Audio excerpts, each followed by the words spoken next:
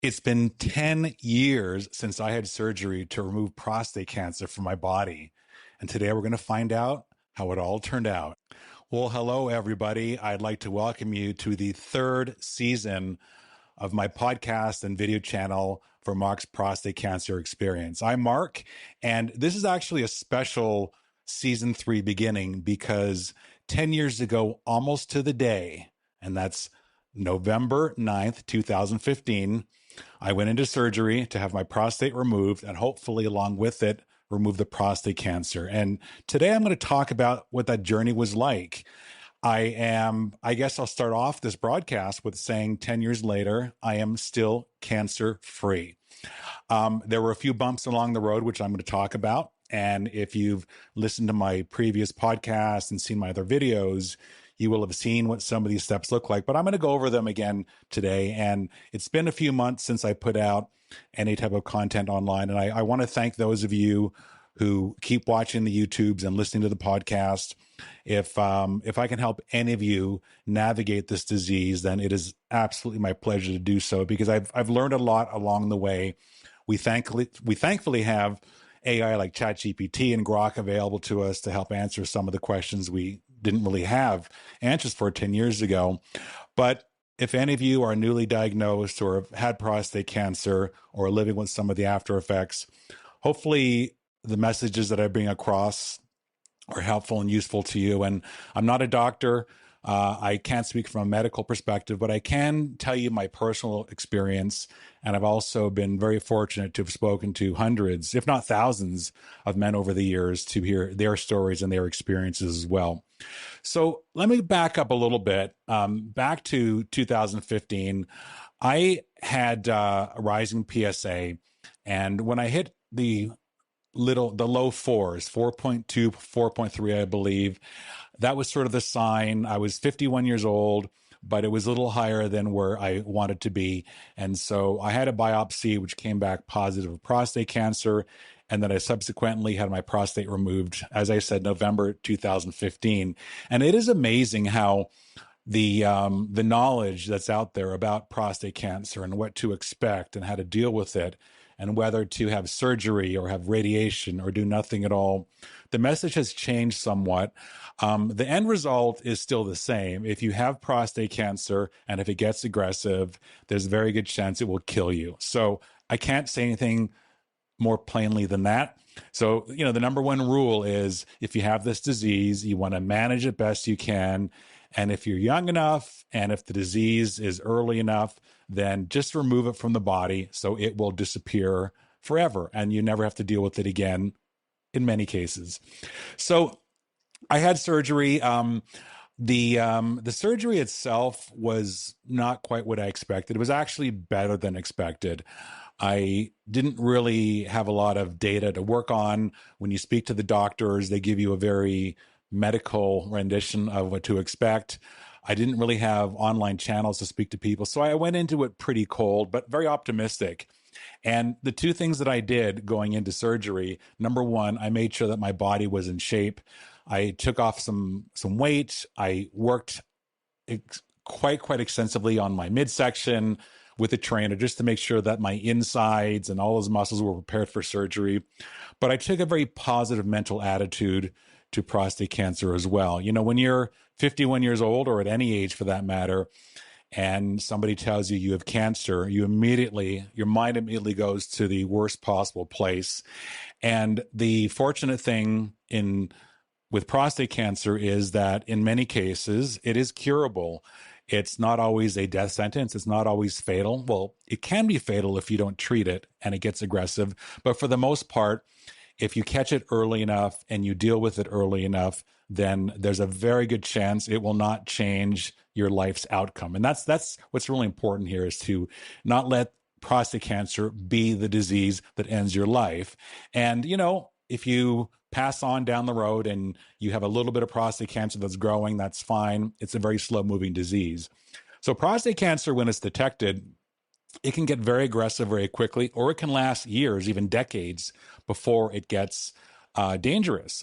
But, to understand the disease itself, the prostate is a gland that sits in your pelvic area, and prostate cancer evolves from within the prostate. It starts within, and the cells start replicating quite excessively. And if it's low grade, it can stay there and not escape the prostate. And just having it is not a reason to get surgery and not a reason to get radiation. It's about how it starts to change over time. So if your PSA is rising, and then if you have a biopsy, the biopsy is going to measure how aggressive the cancer is. And you'll hear something called a Gleason score. And a Gleason score is a measure of how aggressive the cells are when they do a biopsy and they take cells out and they measure them. So a Gleason score of 6 is usually a sign that you have the cancer, but it at that point is not aggressive. It's showing itself, but it's not demonstrating that it's growing or growing rapidly. You may have a Gleason 7, which is a sign that cells have started to replicate that to a point that could be dangerous. And what you want to always be careful of is that you don't let the prostate cancer grow to a point where it leaves the prostate, because then it enters the body and then it wreaks havoc. So anyway, I'm still of the school that if you're diagnosed with prostate cancer, you just you take it out of your body. And my preferred treatment is still surgery, which doesn't come without its side effects, but the surgery will remove the prostate. And if the cancer is contained within the prostate completely, the prostate comes out, the cancer comes out, life gets back to normal. And as long as the surgery has done properly and you've prepared yourself, in many cases, you lead a very meaningful life. So I had surgery, as I mentioned, in 2015. And afterwards, I never really had problems with continence. There are some times early after surgery where you might need some pads or diapers, but the ability to hold in urine, that's the challenge you're looking for. And so the two side effects that are the most devastating to men who have them are incontinence and erectile dysfunction. So that essentially means that you cannot get an erection. The interesting thing about losing the ability to have an erection is the sensation is still there. You can still orgasm, you can still have sexual relations without an erection, and there are ways to enable it so the pleasure is still there. But that's the whole other thing. If you research your surgeon properly and you prepare your body properly and you're not in an advanced stage, then the robotic techniques and with a lot of new tools that are available, the surgeon can extract the prostate and you will become whole again. You will not have to wear diapers.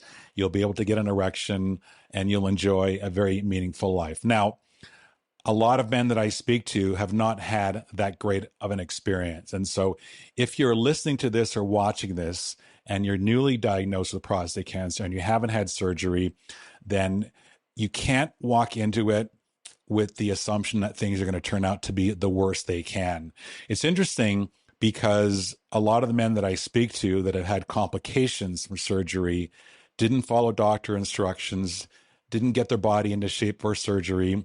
They didn't do Kegel exercises before surgery, which are exercises to prepare the body for surgery, and then had a very negative outlook on things and didn't have the right attitude going into it. So that negativity, I think the brain really reads that and interprets that as being that it doesn't care and it's not going to try to heal. So I don't know. I don't know if the wisdom is just to be, I don't know, walk into it blindly, but if you're a person of faith, you absolutely want to pray for your greatest outcome possible. If you're not a person of faith, just have the confidence that these are very routine these days. And certainly since 2015, when I had my surgery, the surgery has advanced, the treatment has advanced. They're still using the robotics, but there are additional tools. AI is certainly factored in to help both the diagnosis and as well for surgery. So it gets better and better with time. And there will be a point in time, where can I estimate that as being?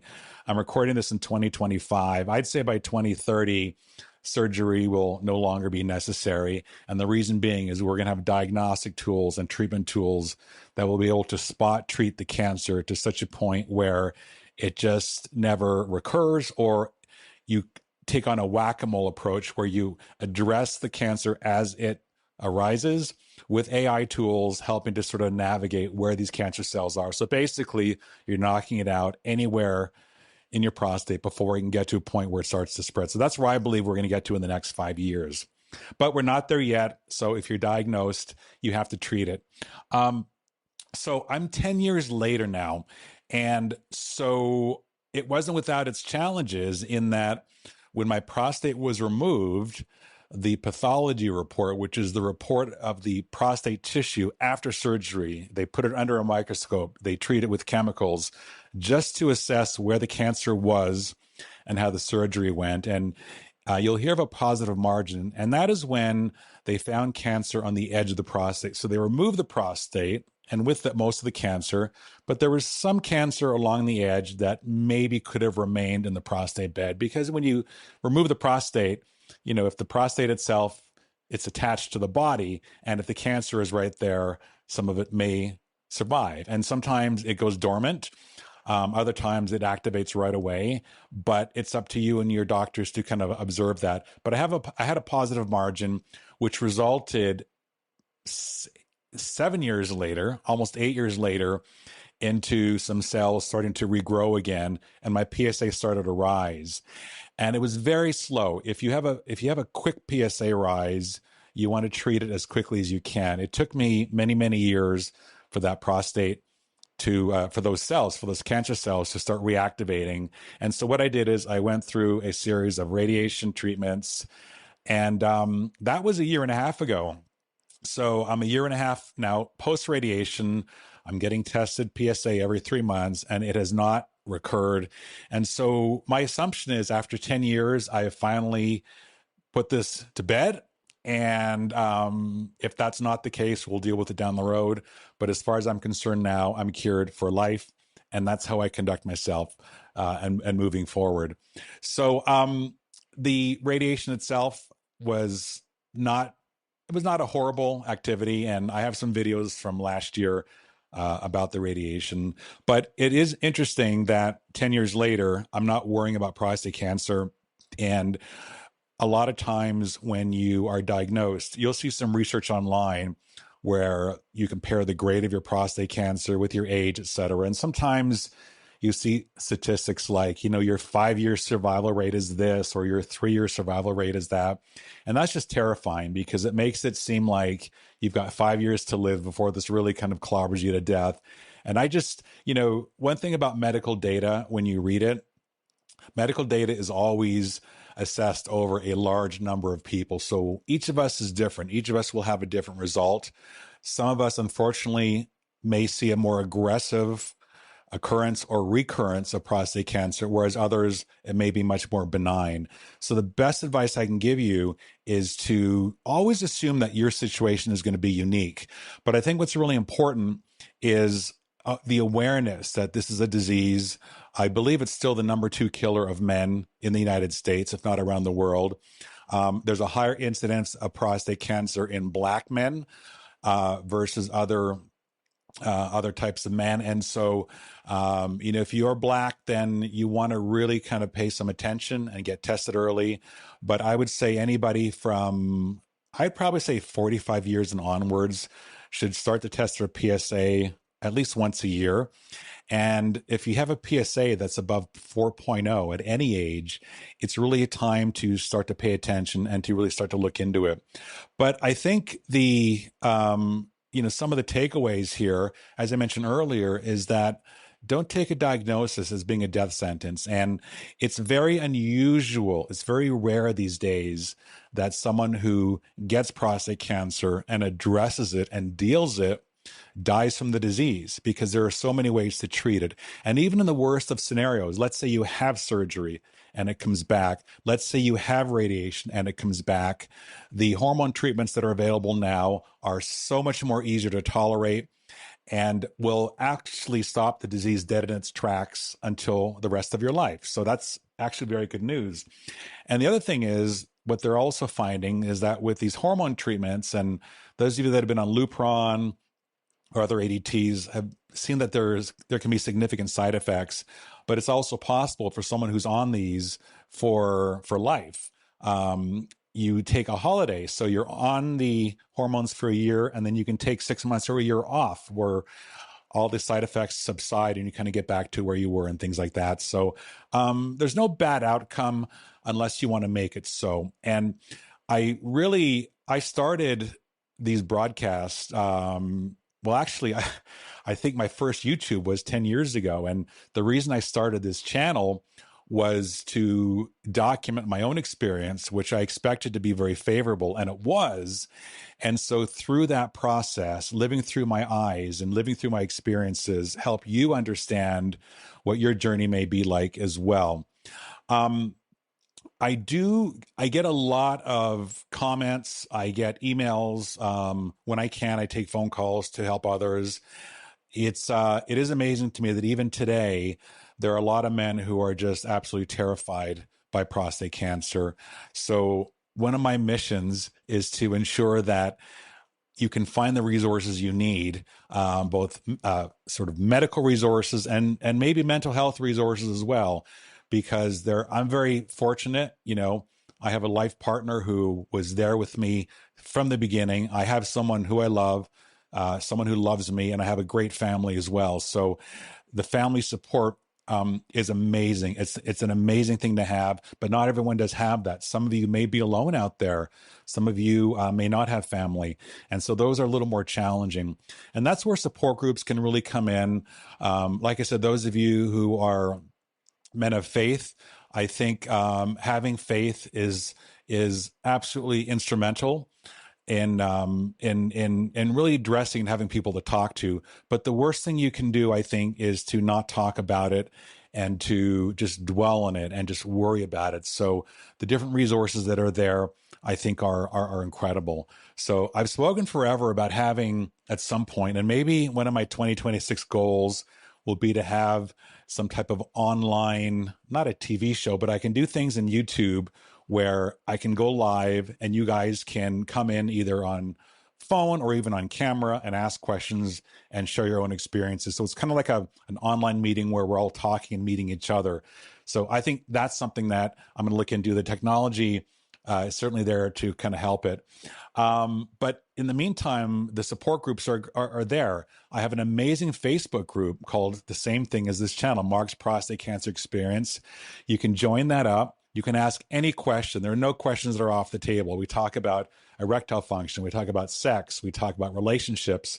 We talk about recovery. We talk about incontinence, which is unfortunately a problem for some men. But I think, I have an outlook on life, which is I really want to stay alive as long as I can and enjoy. There's so much in life to enjoy. And I've been lucky to create a good life for myself. I work hard. I came from very humble beginnings. So I've worked very hard to be able to travel and to do things and to live in great places. And so that kind of keeps me going. So anything I can ever do, or any of your peers, all of us were in this together, anything we can do to help each other is certainly very, very helpful. Now, I am taping this in Movember. I didn't do the shaving thing this year, but I usually do. But charities are a great way to get involved as well. But there are things to look forward to, and so I'm trying to, trying to lead as normal life as possible. I really don't think about my past prostate cancer enough in my regular day. I think of it in terms of helping those who have been diagnosed or are going through it. And I try to comment as much as possible on my different social media. But when I wake up in the morning and grab my coffee, I don't think prostate cancer. When I go to the bathroom or I'm in the shower, I'm not thinking about that. If you are able to regain continence, which most men do, if you really approach the surgery properly in your body and you regain continence, then it's no problem. You can hold urine as long as you need to. Sometimes you pee more frequently, but that's okay. Sex is very different. sex is very different after surgery. You can get an erection. It's never quite the same as it was before. Erections can be a little more challenging. The greatest thing I can tell any of you is that even with erectile dysfunction, and even when you get it back, you are able to have an orgasm, which is key. That's what we like as men. We like that feeling. Unfortunately, surgery will remove the connection, so there's no ejaculate, there's no cum that comes out of your body when you orgasm. So that for some is kind of like a signature of manhood. So you lose that, but you know what? All things considered, you're alive and you've beat cancer, so that's just fine. I will tell you that the surgery has affected some relationships. There are couples that break up as a result of the surgery because the partner feels they can't be satisfied as they were before. And that's kind of a tough one because I'm of the belief that a loving relationship is both emotional as well as sexual. If you merely have a sexual relationship with somebody, then that could be challenging. Now, I personally find that Viagra works very well. For some men that don't respond well to Viagra or Cialis, Trimix, injections seem to work well. There's always ways available to you, but you have to have the expectation that things will change a little bit, but it's not horrific. It's not like you can't have sex anymore. And it's not like you are just giving up on having a great life. So once again, it's all mental attitude. So, I am now 61 years old, which, shucks, I don't know where 10 years went. And, I'm trying to keep my body in shape. See, I'm working on my muscles, right? How about that? I have this thing called an Oura ring, O-U-R-A. Let's see if it comes out here. Yeah, right there. These are rings that track your heart rate and your sleep. These are just ways that I'm trying to keep my body in check. I eat a very well portioned diet. I watch calories, so I try to keep natural foods. I try to avoid processed foods, but I do love junk food, so I haven't given up on Big Macs and all kinds of junk food. So I have that from time to time, but in general, I try to keep a healthy diet as much as possible. I'm learning as I get into my 60s, keeping weight off is a bit more of a challenge. So that's why I said I watch calories. I use an app called MyFitnessPal. And what I tend to do is I organize my meals based on nutritional content. I think protein is a very important part of staying healthy these days. So, and by the way, anything I'm telling you is just as apt after surgery as it is 10 years later. So these are just things that I'm doing to make sure my body understands that I'm trying to keep it healthy. And I think your brain really understands that. So, typical eating regimen, and I've tried a few different things over the years, but what I find works well is I am focused on protein. So I weigh just about 200 pounds. That's muscle, by the way. I'm just under 6 feet. And so that's a little heavier for someone of my height, but I'm a little bulky, which is fine. But I try to consume my body weight in protein. So if you're 200 pounds, I try to consume 200 grams of protein each day, and I break that up. So when I make a breakfast, for example, I try to load up with as much protein. And, you can do it with eggs and cheese and things like that. But you don't want to hit too many calories. So I try to, for every meal, if I can hit 50 grams of protein and about 500 grams of carbs, then the makeup itself will dictate what's good. So, can I have bread? Yeah, from time to time. I haven't deprived myself of the things that I love, but just on a regular basis, I eat healthy. I don't drink a lot, but maybe on a Friday or Saturday, I might have a gin martini or two and some red wine. So I think the important thing is to not get rid of all the things that you love, but to kind of moderate them. Today, for example, I am taping this on a Tuesday. And so once a month, I do a 36-hour fast. And what I find that does is it just resets the body a little bit. And if you've been, sometimes after a weekend, if you've had a little extra, it helps to kind of cure it.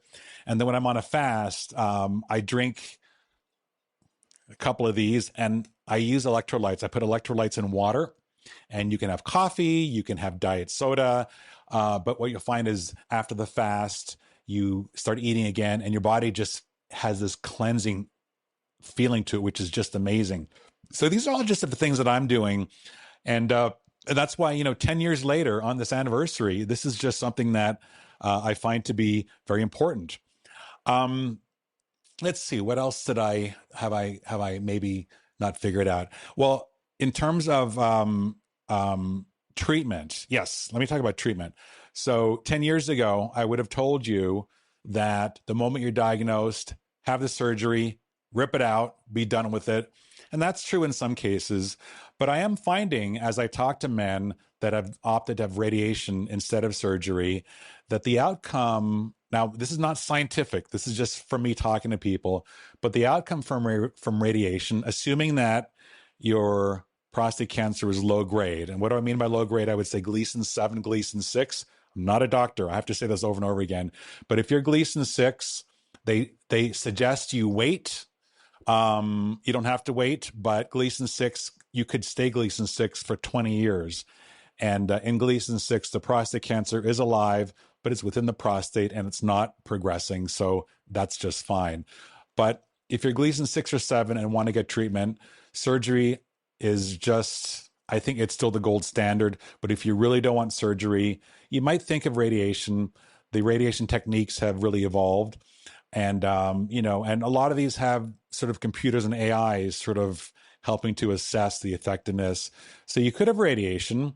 The downside of radiation is if you're young enough and you have radiation and there's a recurrence down the road, it's really hard to, if not impossible, to have surgery. You cannot have more radiation. You can only have that done once. So it means on recurrence, you might have a little more to deal with. It means an earlier adoption of getting on hormone treatments. And hormone treatment is not the ideal lifestyle because it does there are side effects. You lose libido, you have hot flashes. It kind of is very similar to female menopause in many ways. So if you can push that off down the road, if at all, then that's what you want to do. And then there are people that will just do hormone treatments as well. So, like I said, I think AI and medical science, it's advancing at a very rapid rate. So I'm not giving you this as a suggestion, but here's something to think about and to talk about with your doctors. If you're diagnosed with Gleason 6 and can wait a couple of years, then maybe there's a chance within these next couple of years, the treatment options will advance. The treatment options will have advanced so quickly that they can spot treat it without radiation, without surgery. That's always a possibility. That does not exist today. But sometimes waiting has its advantages, especially with the way AI is growing so quickly. Another thing that can help you, and I've spoken about this in the past, is when you have questions about prostate cancer or your diagnosis or your treatment options, you now have friends like ChatGPT and Grok who are amazing with their answers. Now, they're not doctors, but the way that AIs work, like ChatGPT and Grok, is they comb through data, and they comb through hundreds of millions, if not billions of pages of data, and they come to conclusions. And usually their medical conclusions are quite accurate.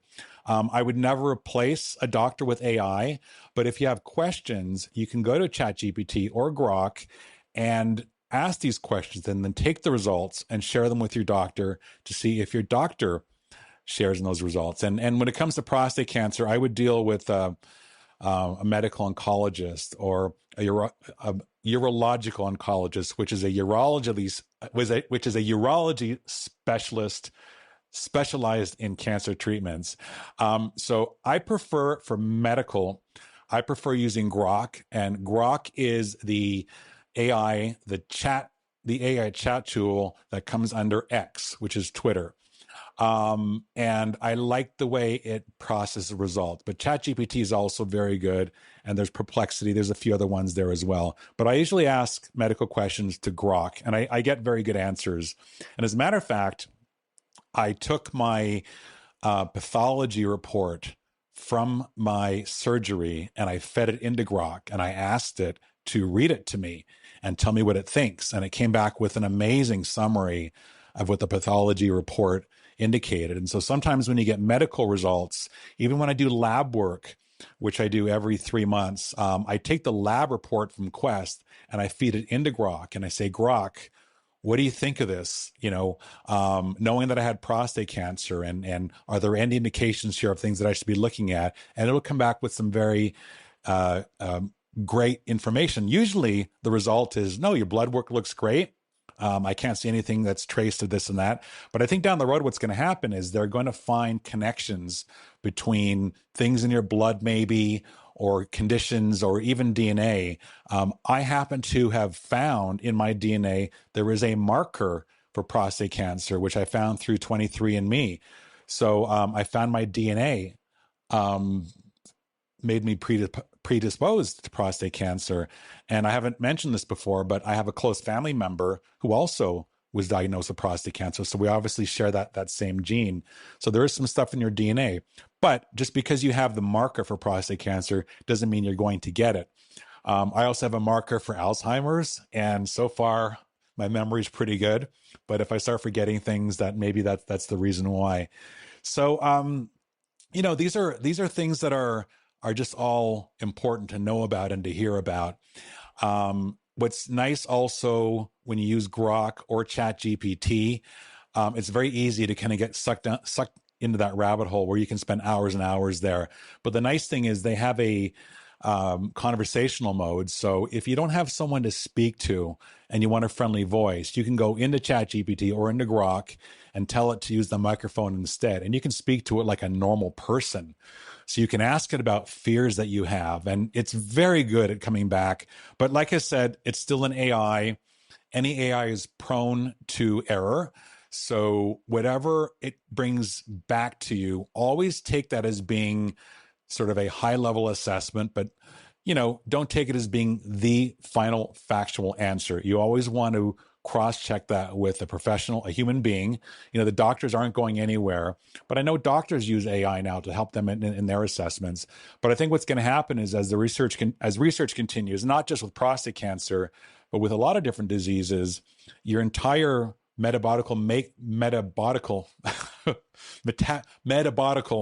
I can't say that. Why can't I say that? Your metabolism, everything about you from your DNA to blood readings will have information in it that will help you not just learn about diseases that you may be prone to, but if you do develop those diseases, how do you cure it? How do you knock it out? I think one of the things they're going to be discovering with cancers and viruses, even like HIV, they're finding ways through AI of isolating the very elements of those viruses and diseases and cancers that are causing them to grow and regrowth, and how to effectively eliminate them with very, very little impact to the body. So these are all great developments. If I have to put my tinfoil hat on a little bit, I do think sometimes the pharmaceutical companies, think how devastating it would be for a pharmaceutical company to learn that many diseases can be eradicated. So I hope if we are in that situation, the pharma companies aren't holding back. But I question sometimes if they get on too close of a path, do they maybe slow down the development? I don't know. It's kind of hard to say. But AI and computers are going to make all that irrelevant because they'll help us resolve a lot of these diseases. There's also something called quantum computing, which you're going to start to see a lot of in the next, actually very short period of time. Quantum computing, think of it like AI on steroids. And so a great way to think of quantum computing is think of it like a maze. If you had to run through a maze, if you're a computer and to get to an answer, you had to run through a maze, you may hit a wall where you have to kind of backtrack. And, so it takes some time to get through that maze to get the answer that you need or to come to conclusions, factual conclusions. Quantum computing is the equivalent of having one person go in every single possible lane of that maze at the same time. And everybody releases themselves at the same time, and somebody will get to the answer right away, whereas the other 30 people will hit a wall. So when it comes to diagnosing diseases, computers will have a very effective way of looking at every possible scenario and coming up with conclusions. So, maybe it's something like maybe eating licorice gives you dementia, who knows? But these are the types of things that will start to come out. So the beauty of this is when these results start to reveal themselves, there may be lifestyle changes that we can make that we didn't think about. And there may be things that, maybe the computer comes back and says, if you eat a double Big Mac every day of the week for a year, you'll be cured of cancer. Wouldn't that be amazing? But that's not out of the question, because we may find traces between things we do and eat and either preventing disease or creating disease. So this is where the next couple of years will become very instrumental. So, getting back to, I guess, where I started and all this, 10 years ago, I learned I had prostate cancer. I wasn't sure what I would expect. I wasn't sure if this was going to be life-ending or game-changing. And after enduring surgery, after enduring radiation treatment, I had 2 different types of radiation. I mentioned in an earlier video, I had radiation to my rib because we thought something had metastasized, which it didn't. But I had a couple bouts with radiation, only one on my prostate. And now, a year and a half later, there's no evidence of PSA rise. It's undetectable, which is great to see. I'm living a good life. I'm trying to embrace and enjoy my early 60s as much as possible. I'm not ready for 70 yet, but I know it's coming down the road. And anything I can do to make any of you feel better about a diagnosis, whether it's yourself or someone you love or someone you know, I'll always try my best. I do tend to get busy sometimes. So when I do get requests, whether in comments in YouTube or social media, or even the occasional text or phone call, I try my best to answer, but it is sometimes overwhelming. Just know that I read everything you post. But a great place to really converse with others is in my Facebook group, Mark's Prostate Cancer Experience. I think it's a great place. The membership there, I don't know what we have. What do we have? 1,200 members? Is it more? But every time you post a question, we have great membership. These are just people like me and you that have gone through the disease, that have joined up.